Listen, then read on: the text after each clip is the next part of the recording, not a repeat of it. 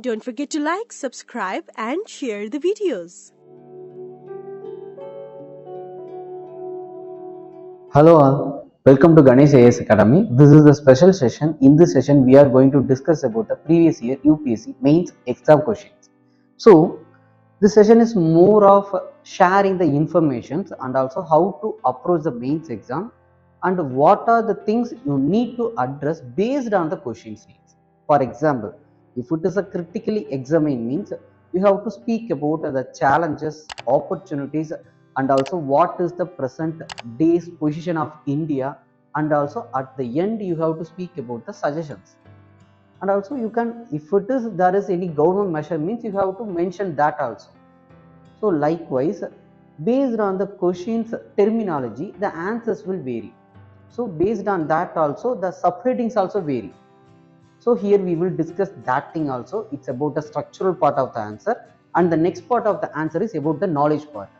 So here we will discuss about the certain data related to the every issues. For example, informal sector means how much percentage of the population rests with informal sector, and also we will share about the data of the GDP contributed by that informal sector. So these are the examples what we will do. So it will be more useful for your mains exam to get certain data related to the issues, and also you will get to know about what is the structure you need to follow while you are addressing the question. So these two things plays the vital role in the addressing the issues of the mains question. So these things will be discussed here.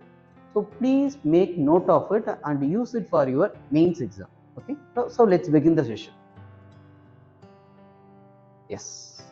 This question was asked in 2021. It is a 10-mark question. It's a simple 10-mark question. So it is a 150 words. The question is simply about WH question. Why, how, what, these are the WH question. So these types of questions need simple things like what is the issue, what are the suggestions. So this is the way you have to address these kinds of questions. So mostly the 10-mark questions will be like this. When it comes to certain questions like discuss, critically examine, that things will be in the 15-mark. If it is in a 10-mark means most of the questions will be like this: how, what, why. So these are the things will be there. So this question is simply about the irrigation topic. So we will discuss it. How and to what extent would the micro irrigation help in solving the India's water crisis? So the keyword, first it is a WH question. Second is you have to find the keywords of this question. The keyword of the question is micro irrigation. The reason for finding this keyword is based on that keyword only you are going to give the intro. Based on the keyword only you are going to address the question. So the major keyword here is the micro irrigation. Next sub keyword is water crisis. This is the sub keyword of this question. So based on these two keywords, you have to address this question for a 10 mark.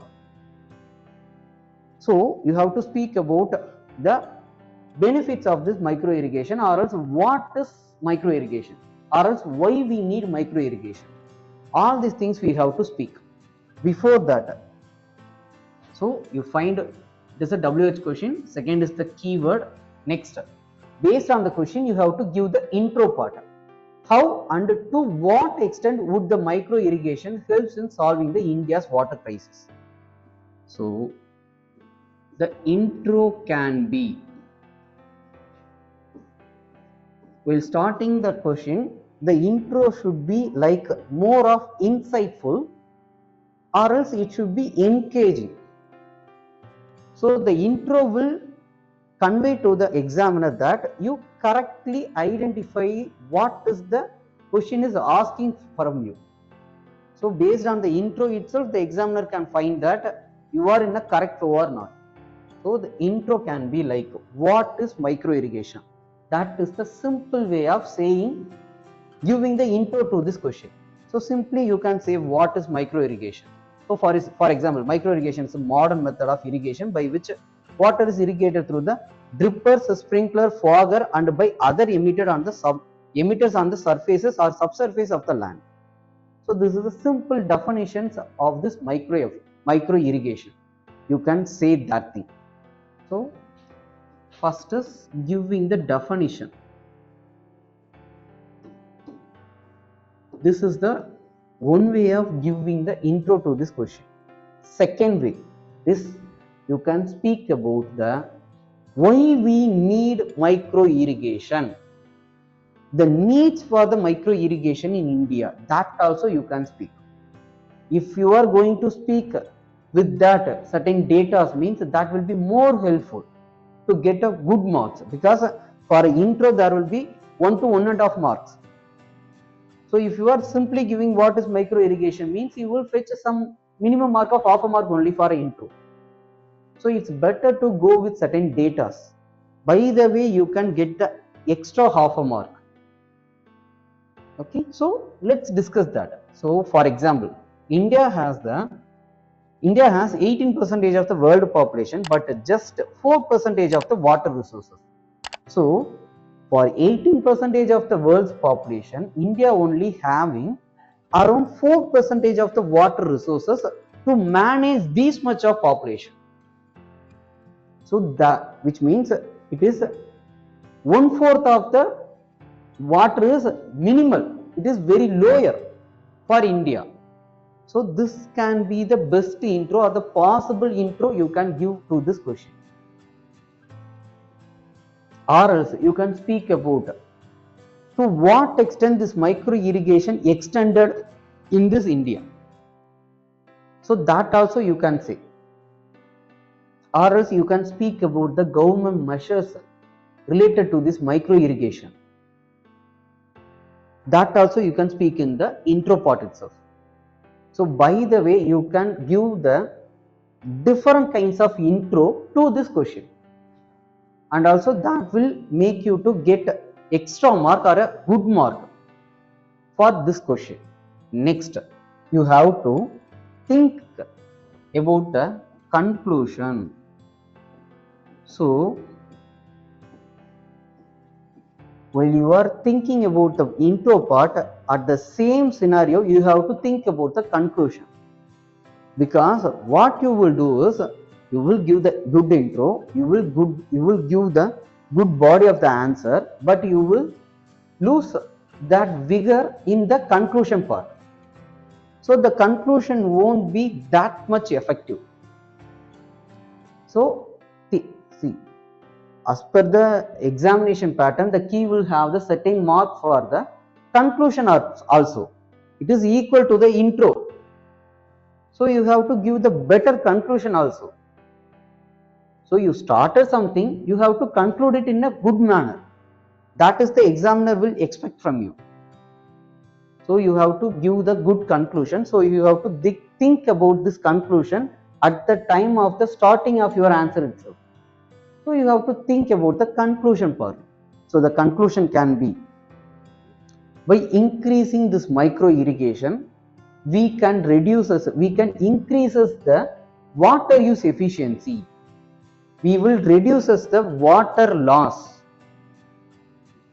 seepage loss, evaporational loss.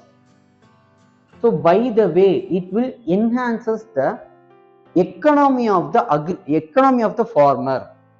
So it will helps the farmer to achieve the doubling of the farmer income. Indirect way of achieving the doubling of the farmer income. So if you are reducing the irrigation cost, means that will helps you to get more money to spend on other things. By the way, it will enhances the production process, and by the way, it will increases the farmer to achieve the doubling of the farmer income. So you have to make the use of the keywords like doubling of farmer income.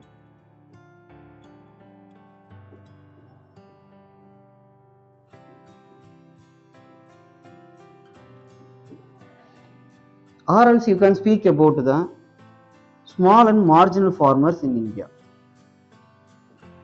more than 80% of the India's farmer are the small and marginal farmer. So to enhance their productivity or else reduces their economic losses, we have to spend on this micro irrigation. So that is the way also you can conclude it. Try to give certain loaded of data because it is an economic question. It is not a geography question. So here we need to load with data.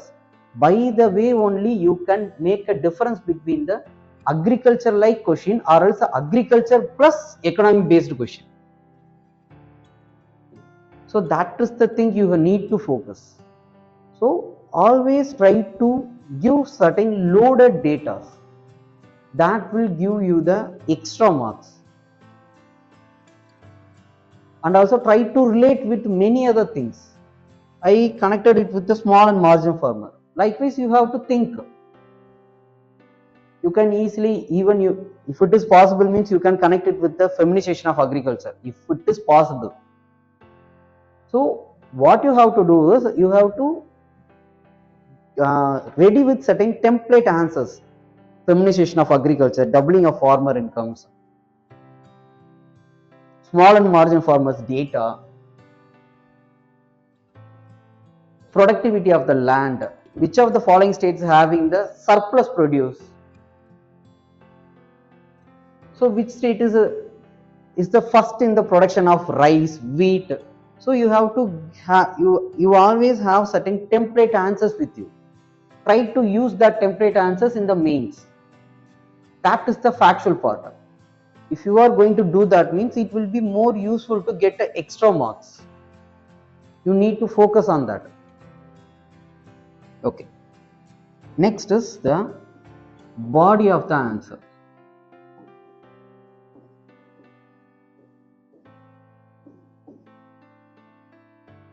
So how and to what extent would the micro irrigation helps in solving the India's water crisis? So how and to what extent? To what extent means it will increases the water use efficiency. So for example, what they will do is in a micro irrigation, for example in the drip irrigation,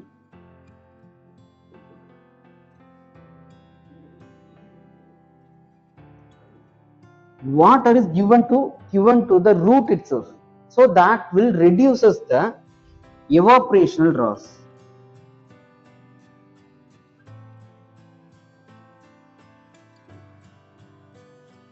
Reduces the evaporation loss. So by the way, it will increases the water use efficiency. So you have to give certain examples to that answers also. So when it comes to water use efficiency means you have to speak about the drip irrigation. So by the way, we can easily overcome the issue of the loss of water by the evaporation. And also we will reduces the seepages loss.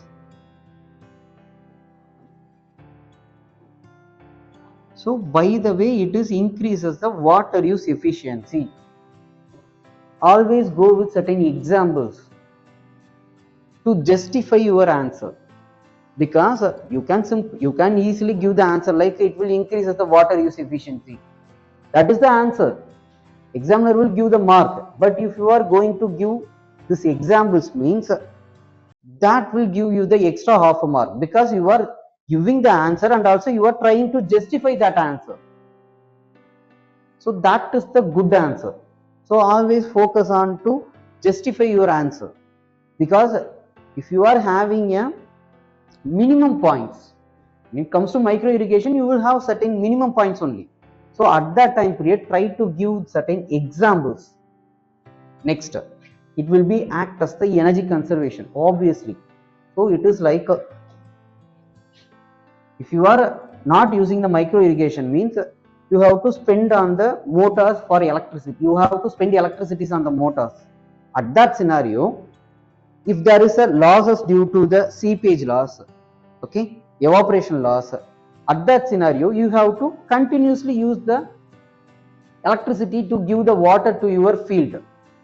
So by the way, it will increases the use of the electricity.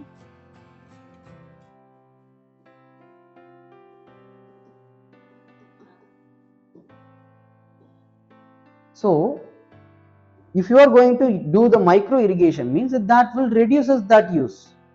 So it will be act as the energy conservation. Next, it will act against the soil erosion. That is the reality of the micro irrigation, and that is the one of the best benefits of this micro irrigation, because you are going to give the water directly to the root or else to their plants. Okay, so the topper layer of the plants, in that scenario it won't affect the soil structure. So by the way, you will easily overcome the soil erosion. So there are possible soil erosions like gully erosion, rills. So these are certain, or sheet erosion. So all these erosions will erode the topsoil. This topsoil is the fertile soil.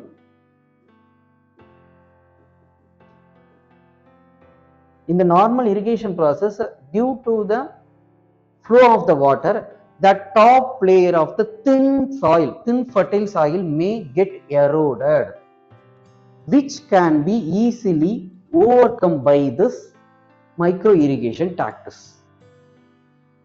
So you have to justify your answers by saying this types of erosions may be possible. So by micro irrigation we can overcome it. You have to say it.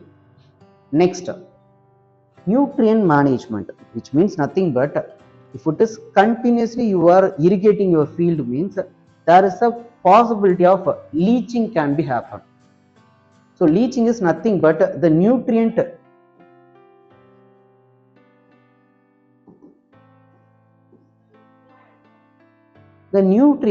moving vertically into the soil.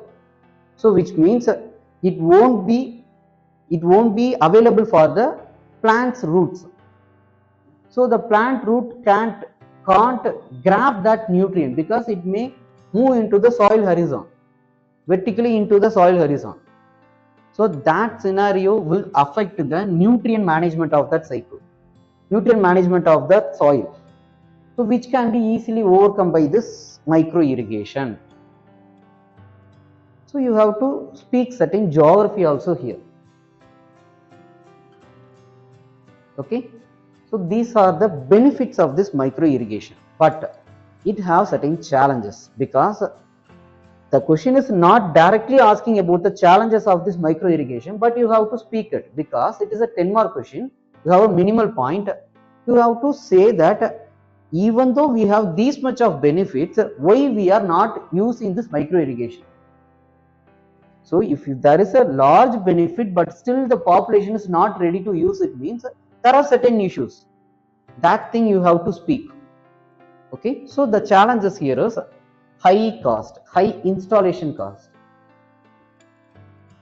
So for doing certain technical activities related to the micro irrigation, means for example you are putting the drip irrigation in your sugarcane field, means that itself you have to spend around 1 to 2 lakhs for that creation of this drip irrigation in your sugarcane field.